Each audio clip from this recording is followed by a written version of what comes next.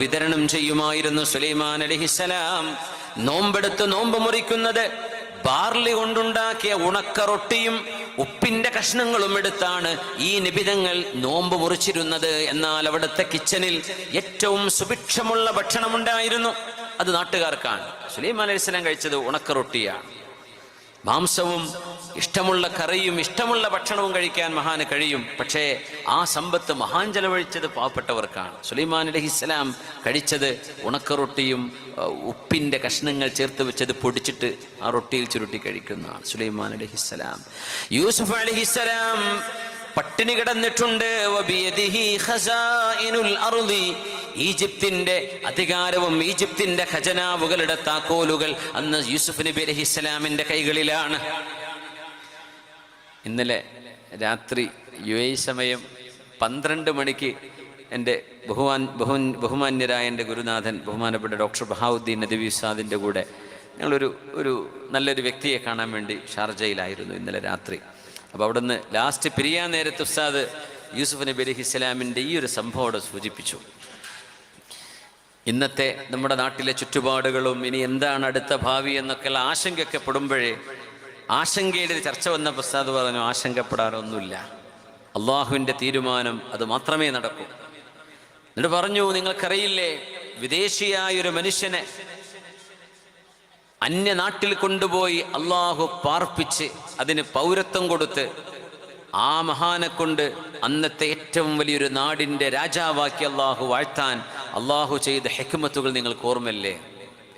ഈ അന്ന് ലോകമറിയപ്പെടുന്ന പ്രധാനപ്പെട്ട രാജ്യങ്ങളാണ് അന്ന് ഈജിപ്തും ഇന്ത്യയും പേർഷ്യയും.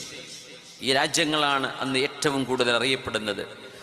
ഈജിപ്തിലേക്ക് നന്മയുടെ വെളിച്ചമെത്തിക്കാൻ അള്ളാഹു ചെയ്ത പണി എന്താ? യൂസുഫ് നബി അലൈഹിസ്സലാമിനെ പൊട്ടക്കിണറ്റിൽ എറിയുന്നു സ്വന്തം ജ്യേഷ്ഠന്മാർ. ആ കുഞ്ഞിനെ യാത്രക്കാർ കൊണ്ടുപോയി ഈജിപ്തിൽ കൊണ്ടുപോയി വിൽക്കുന്നു. അവിടുത്തെ അസീസു മിസ്ർ, ഈജിപ്തിന്റെ ഗവർണർ, ഈജിപ്തിന്റെ ഭരണാധികാരി, അവിടുത്തെ കിങ് യൂസുഫ് അലൈഹിസ്സലാമിനെ വിലക്ക് വാങ്ങുന്നു. ഭാര്യയോട് പറയുന്നു, അക്രിമി മത്വാ, ഇത് നമ്മുടെ പോറ്റുപുത്രനാണ്, നമുക്ക് വളർത്താം. അങ്ങനെ യൂസുഫ് നബി അലൈഹിസ്സലാം അവിടുത്തെ ക്രൗൺ പ്രിൻസ് ആയി മാറുന്നു, രാജകുമാരനായി മാറുന്നു. കൊച്ചുനാളിൽ വന്നതുകൊണ്ട് ആ നാട്ടുകാരനായി മാറി. ഇന്നത്തെ ഭാഷയിൽ പറയുമ്പോൾ അന്ന് പാസ്പോർട്ട് കിട്ടിയെന്ന് പറയും, പൗരത്വം കൊടുത്തു എന്ന് പറയും. ആ മഹാനാണ് പിന്നെ ഈജിപ്തിൻ്റെ അധികാരിയാകുന്നതും ഈജിപ്തിനെ ദഅവത്ത് ചെയ്യുന്നതും നന്മയുടെ മാർഗത്തിലേക്ക്. അതിന് അല്ലാഹു ചെയ്ത പണി എന്തൊക്കെയാണ്!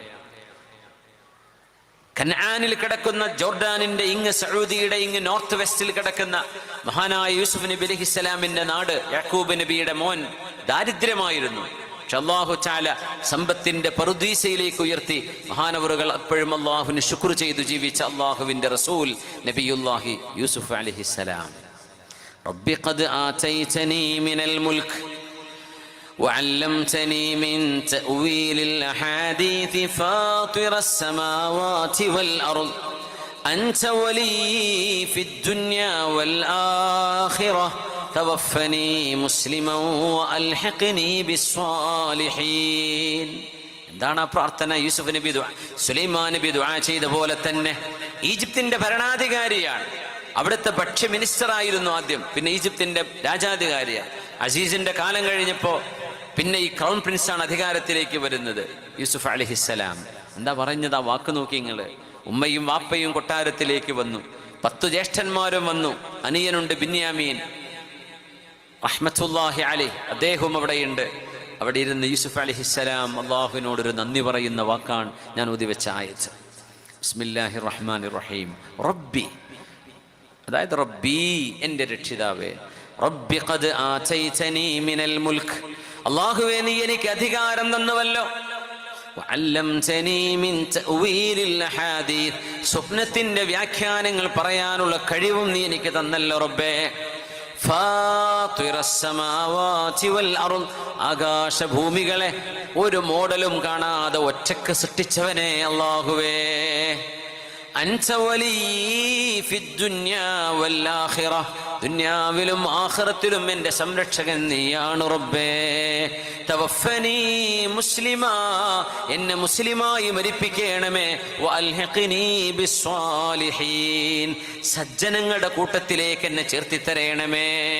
ആ സജ്ജനങ്ങളിൽ വലിയൊരു വിഭാഗം മിസ്കീന്മാരായിരിക്കും. അതുകൊണ്ടാണ് പാവപ്പെട്ടവരെ ഇഷ്ടപ്പെടണം എന്ന് നബി തങ്ങൾ പഠിപ്പിച്ചത് സ്വല്ലല്ലാഹു അലൈഹി വസല്ലം. ആ ഒരു ഹദീസ് വഴിയെ നമുക്ക് ചർച്ചയ്ക്ക് വരുന്നുണ്ട്. റസൂലുള്ളാഹി സ്വല്ലല്ലാഹു അലൈഹി വസല്ലം തങ്ങൾ മഹാനായ യൂസുഫ് അലൈഹിസ്സലാമിന്റെ കഥ പറയുന്നുണ്ട്. യൂസുഫ് അലൈഹിസ്സലാം യജൂഉ ബിയദിഹി ഖസാഇനുൽ അർദ്, ഭൂമിയുടെ ഖജനാവുകൾ കയ്യിലുണ്ടായിട്ടും നോമ്പ് നോറ്റ് പട്ടിണി കിടന്നിരുന്ന നബിയാണ് യൂസുഫ് അലൈഹിസ്സലാം. അപ്പൊ അവരോട് ചോദിച്ചു, നോമ്പില്ലാതിരുന്നാലും വയറ് നിറച്ച് ഭക്ഷണം കഴിക്കൂല, നോമ്പില്ലെങ്കിലും കുറച്ചേ ഭക്ഷണം കഴിക്കൂ. അപ്പൊ ചോദിച്ചു, എന്തേ നിങ്ങൾ ഇങ്ങനെ? പറഞ്ഞു, ഞാൻ വയറ് നിറച്ച് ഭക്ഷണം കഴിച്ചാൽ വിശക്കുന്നവരെ മറന്നുപോകുമല്ലോ, അതുകൊണ്ടാണ്. യാ അല്ലാഹ്, വിശക്കുന്നവരെ മറക്കുമല്ലോ, അതുകൊണ്ട് ഞാൻ ഭക്ഷണം കുറച്ചേ കഴിക്കൂ, ഞാൻ വിശക്കുകയാണ്. ഉസ്മാൻ റളിയല്ലാഹു അൻഹു ജനങ്ങൾക്ക് കൊട്ടാരങ്ങളിൽ വിളമ്പുന്ന ഭക്ഷണം നൽകിയിട്ടുണ്ട്. മഹാനായ ഉസ്മാൻ ഇബ്നു അഫ്ഫാൻ, സിഹ്റു റസൂലില്ലാഹ്, ഹബീബായ നബിയുടെ പുതിയാപ്പിള. വയുഫ്തിറു അലാ ഖുബ്സി അശ്ശഈരി വൽ ഖല്ലി വസ്സൈത്, എണ്ണയും ഒലിവെണ്ണ, എണ്ണയും സുർക്കയും ബാർലിയുടെ ഖുബ്സുമാണ്, ബാർലിയുടെ റൊട്ടിയുമാണ് മഹാനായ ഉസ്മാൻ ഇബ്നു അഫ്ഫാൻ റളിയല്ലാഹു അൻഹു കഴിച്ചിരുന്നത്. ജനങ്ങൾക്ക് കൊടുക്കുന്നതോ തുആമുൽ ഇമാറ, VIP ഭക്ഷണം ജനങ്ങൾക്ക് മഹാൻ കഴിച്ച്. ഇവരൊക്കെയാണ് വലിയ മുതലാളിമാർ എന്ന് പറയുന്നത്. അവർ ജീവിച്ചത് സ്വന്തം അനുഭവിക്കാനല്ല എന്നർത്ഥം. യാ അല്ലാഹ്. അബ്ദുറഹ്മാൻ ഇബ്നു സമുറ റളിയല്ലാഹു അൻഹു പറയുന്നുണ്ട്, ഞങ്ങൾ തബൂക്കിലേക്ക് പോവുകയാണ്. ഗസ്വത്ത് തബൂക്ക്, പുണ്യ നിബിതങ്ങൾ സംബന്ധിച്ച അവസാനത്തെ യുദ്ധമായിരുന്നു തബൂക്ക്. ജയ്ഷുൽ ഉസ്ര എന്നാണ് ആ സംഘത്തിന്റെ പേര്. കഷ്ടകാലത്ത്, കഷ്ടപ്പാടുള്ള സമയത്ത് പോയ സൈന്യമെന്ന്. ഉസ്മാൻ ഇബ്നു അഫ്ഫാൻ റളിയല്ലാഹു അൻഹു ഹബീബായ നബിയുടെ മുമ്പിലേക്ക് വന്നു. തങ്ങൾ പറഞ്ഞു, സ്വഹാബികളെ, ചൂടുകാലമാണ്, ഇതുപോലത്തെ ഒരു ജൂൺ മാസം, കടുത്ത ചൂട്. ആരുടെ കയ്യിലും സമ്പത്തില്ല, ഒട്ടകങ്ങളില്ല, ആയുധങ്ങളില്ല, ഒന്നുമില്ല. തബൂക്കിന്റെ ഭാഗത്ത് നിന്ന് വലിയൊരു ഭീഷണിയുണ്ട് ദീനിന്, മദീനയ്ക്ക്. ആ ഭീഷണിയെ എതിരിടാൻ വേണ്ടി പോകണം. 500-ലേറെ കിലോമീറ്റർ, 600 കിലോമീറ്ററോളം യാത്ര ചെയ്യണം. സ്വഹാബികളെ, സംഭാവന ചെയ്യണേ, സംഭാവന വേണം, സ്വതക്ക വേണമെന്ന് നബി തങ്ങൾ പറയുമ്പോ ഉസ്മാൻ ഇബ്നു അഫ്ഫാൻ റളിയല്ലാഹു അൻഹു 1000 സ്വർണ്ണ നാണയങ്ങൾ, 1000 സ്വർണ്ണ നാണയങ്ങൾ ഹബീബിന്റെ മുമ്പിൽ കൊണ്ടുവന്ന് ചൊരിഞ്ഞു കൊടുത്തു.